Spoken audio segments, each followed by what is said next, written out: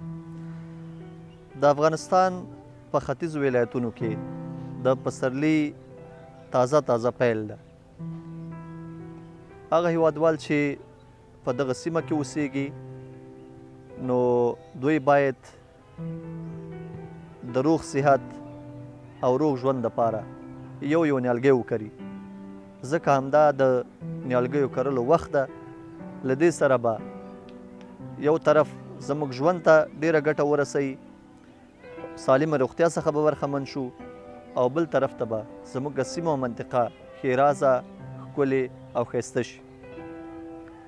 نو دغه وطن په ټولو هیوادوالو باندې حق لري چې په ښېرازۍ او سمسورتیا کې ونډه واخلي، ځکه د نیالګیو له کرلو سره ناروغي له منځه ځي، ښه اکسیجن تولیدیږي، انسان کولی شي چې په ښه شکل سره اکسیجن واخلي او بالاخره ژوند دپاره دوام ورکړي.